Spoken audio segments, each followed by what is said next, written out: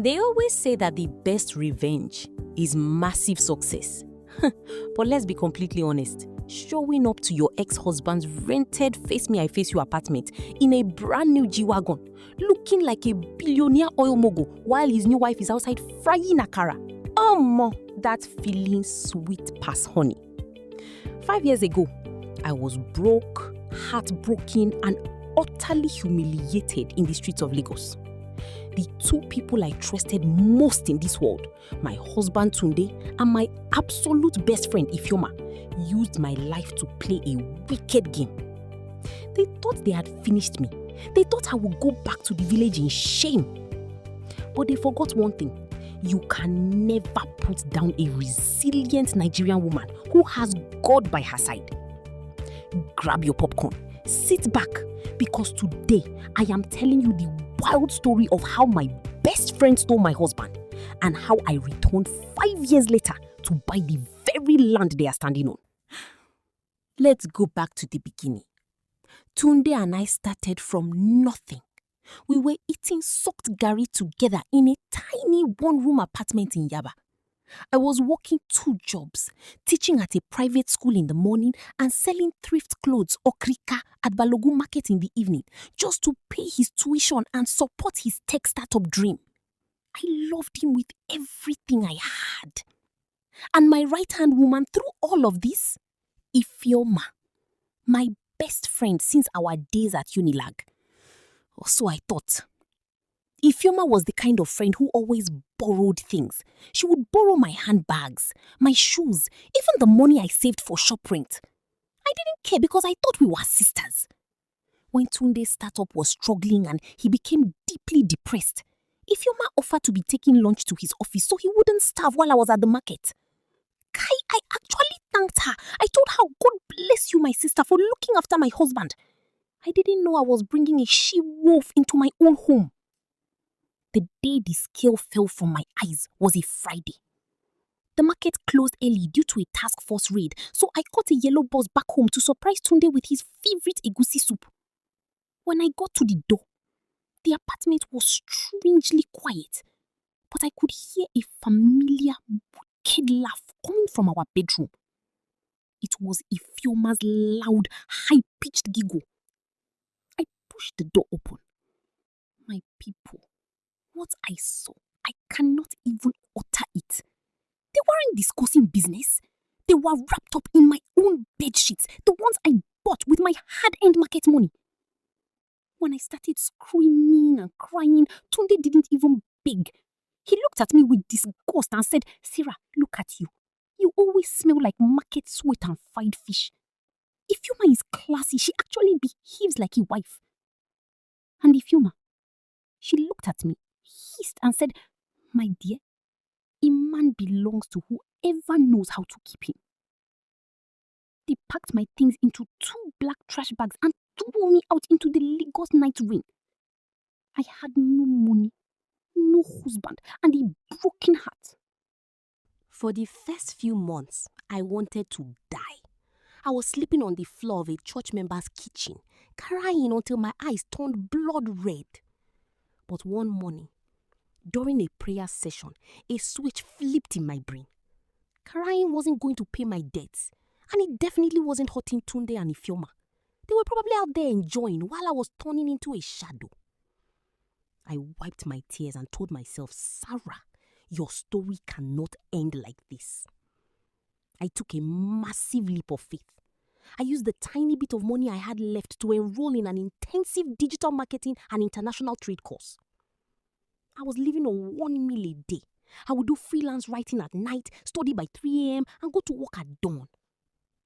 2 years into my struggle, I noticed a huge gap in how agricultural products were being exported from Nigeria to the UK and US. I created a tech-driven logistics platform that helped local farmers export their goods seamlessly. I pitched it to over 30 investors. Most of them laughed at me. But one wealthy mentor from the Naval Ventures Foundation saw the fire in my eyes. He gave me my first major grant. Boom! That was how God opened the windows of heaven. Within 3 years, my company, KV Logistics, became a multi-million naira empire. We opened offices in Lagos, Abuja, and Houston. I wasn't just surviving. I was thriving. I changed my wardrobe, started eating healthy, glowing like refined gold, and bought my first property in Banana Island.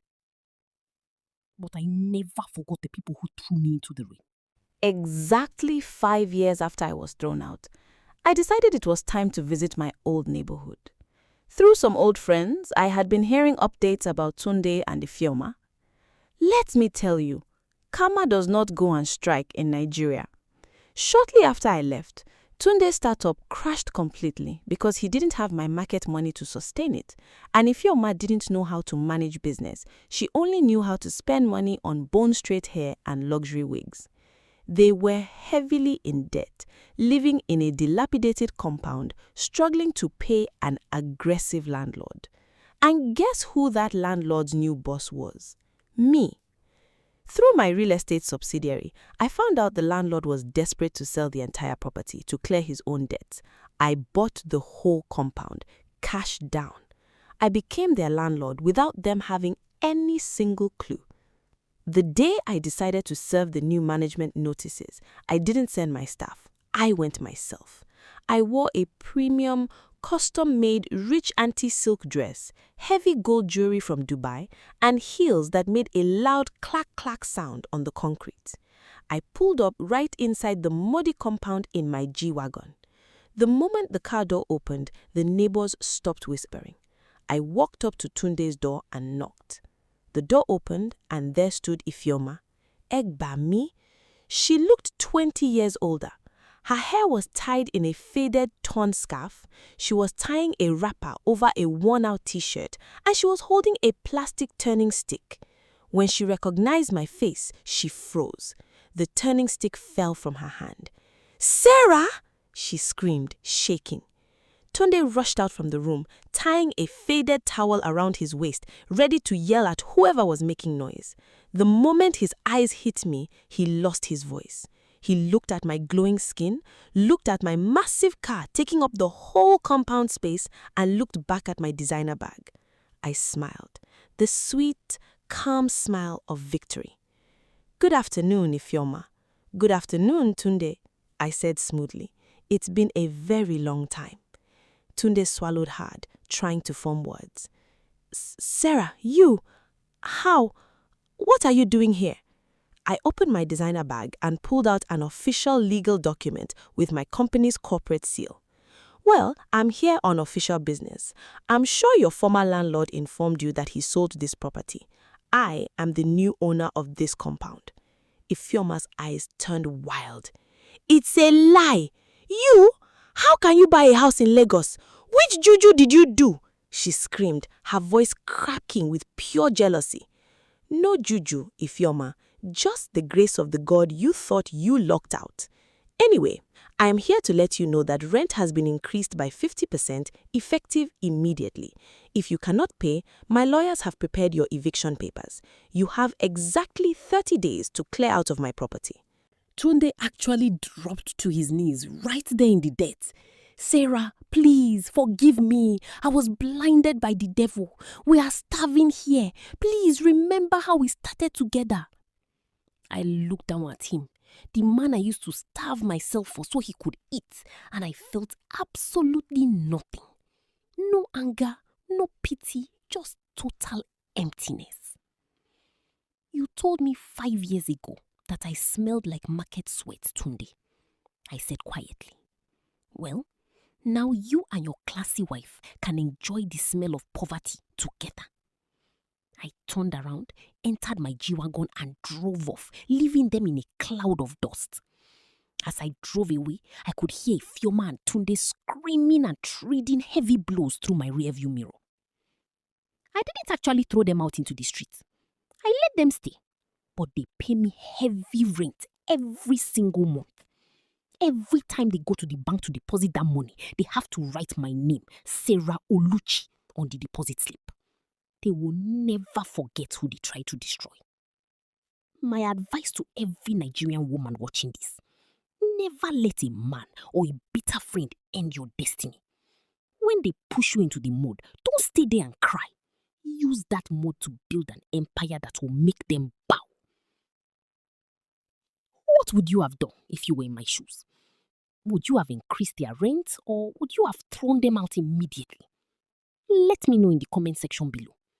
Make sure you hit that follow or subscribe button, like this video and share it with your friends. Until next time, stay blessed and keep grinding.